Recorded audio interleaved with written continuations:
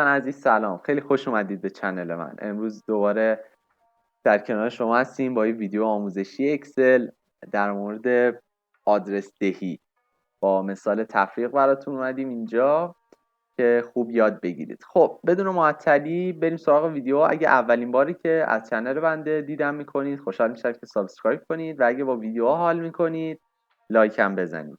خب دوستان، همونطور که قبلا هم گفتم توی ویدیوهای قبلی آموزش اولیه اکسل هم هست ویدیوش توی چنل، اگه دوست داشتید حتما میتونید نگاه کنید. خب آدرس دهی سه نوعه دوستان: آدرس دهی نسبی، آدرس دهی مطلق و آدرس دهی ترکیبی. آدرس دهی نسبی چجوریه؟ آدرس دهی نسبی به این سلول ما الان اینجا آدرسش میشه A13، درسته؟ A14، A15، B13.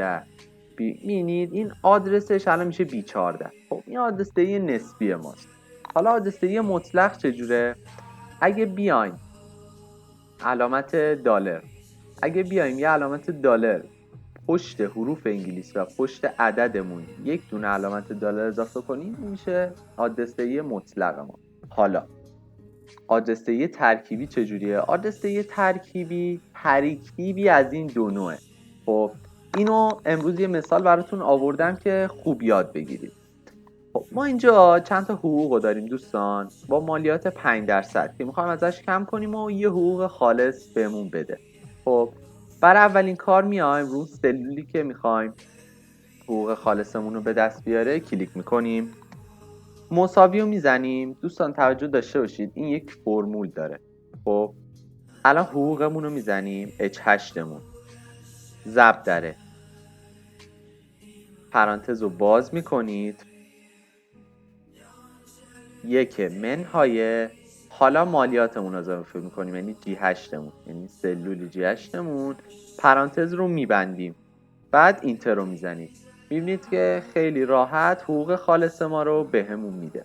خب حالا بخوایم بقیه رو استفاده کنیم میایم میگیم که خب میای اوتو رو میگیری تا پایین قشنگ میکشیم میده، ولی اینطوری نیست دوستان، چون که هر آدرس دهی اینجا فرق میکنه برای این و برای بقیه متفاوته. خب باید چیکار کنیم اینجا رو؟ اینجا میایم روی این کلیک میکنیم، از آدرس دهی ترکیبی استفاده میکنیم. خب گفتیم آدرس دهی ترکیبی ترکیبی از آدرس دهی نسبیمون که اینجاست و آدرس دهی مطلقه. خب گفتیم برای مطلق میایم چیکار میکنیم؟ پشت حروف انگلیسیمون یه دونه علامت دلار و پشت عدد انگلیسیمون هم یه علامت دلار اضافه میکنیم و اینتر رو میزنیم. خب حالا که میکشید تا پایین همه رو براتون حساب میکنه. اینم توضیح آدرس دهی سه نوعش رو براتون گفتیم و اینم مثالی از آدرس دهی ترکیبی که خیلی راحت بود. مرسی که تا اینجای ویدیو همراه ما بودید. اگه خوشتون اومد ویدیو رو لایک کنید و کانال رو ساب بزنید. تا ویدیو دیگه بدرود.